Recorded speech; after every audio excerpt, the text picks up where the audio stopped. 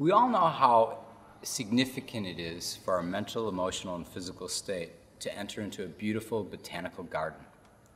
The smells, the sights, the sounds all activate the positive emotions within us, the chemicals within our bodies, the moods and emotions and psychological states in our mind that beautiful environments evoke.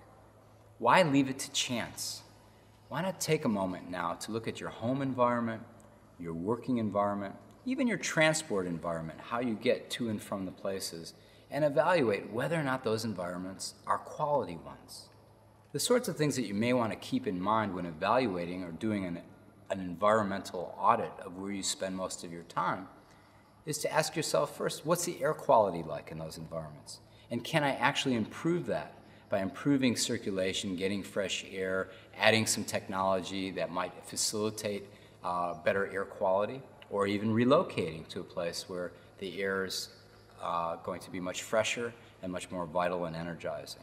The air that we breathe is part of our energy system, and by auditing your environments for fresher air will have direct benefits on your mental clarity, your physical health, and well-being. A second area of your audit could be the colors of your environment. We all know that different colors have different effects on our mental, emotional, and physical well-being. The reds of high energy, the blues of calm and relaxation. Are the colors that you've put in your work, home environments suitable at this stage of your life? Perhaps you put them there a few years ago, and now the states of consciousness and the moods that you want to evoke have changed. It might be time to revisit those environments and change the colors, or reorient the rooms and the environments that the perspective is shifted. A third area that you might want to look at in your environmental audit to try and enhance a quality environment is the ergonomics. How are the furnishings that you're currently using, whether it be the chairs that you're sitting on, the computer table and the height of the computer vis-a-vis your neck, your eyes, to enhancing the ergonomic benefits that you'll get? How are all those things designed? Did you put a lot of thought into them? Are you noticing that by changing your furnishings, or by changing your computer setup, or by changing the tools or props you might put in your car or your chair at your desk at work, might enhance your overall health and well-being? So have a look at ergonomics and have a research into props and tools and furnishings that might be more ergonomically friendly for you. Another area that you want to look at in your quality environment audits are the smells. There's some beautiful tools out there now that can actually help you to cultivate a more peaceful mind, a more emotionally balanced state through aromatherapy, through incense, through adding smells that evoke high states of awareness, peace, and calm. So don't neglect the smell side of your environment and cultivate aromas that are suitable for the states of awareness that you need to perform at your optimal abilities. You can continue to go through areas of your environment, from the lighting, for example, trying to enhance natural light. Is there a way that you can reorient your room so that you can use more natural light when you're reading and when you're able to sit in a peaceful, calm viewpoint than where the furnishings are right now?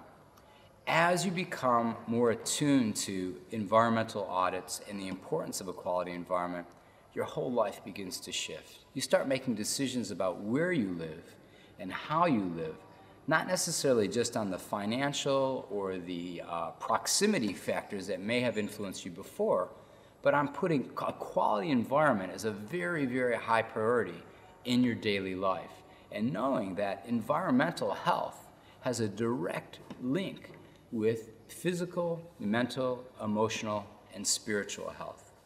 So make a commitment now, after watching this, to take a step back, to look at the workplace, to look at your home, to think about maybe bringing some new objects in, some new furnishings in, some new colors in, some new textures in, perhaps some aromas that you haven't actually had in those environments before. And notice what effect that produced on your mental, emotional, physical, and spiritual state.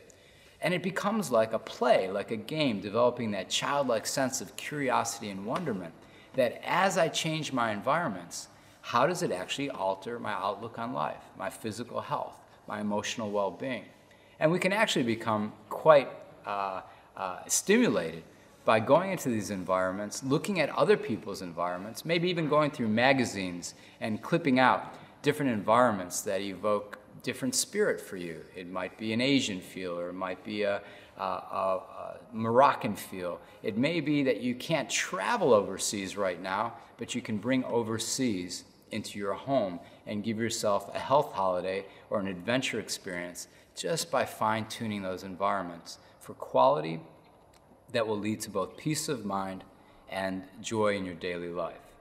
So make a commitment when you can to audit these environments, to ask yourself, is this environment actually compromising my health and well-being by the fact that I'm not sitting properly, my vision is impaired as a direct result of the lack of natural light, that the materials used in these environments may be things that I'm allergic to or are not conducive for a healthy well-being.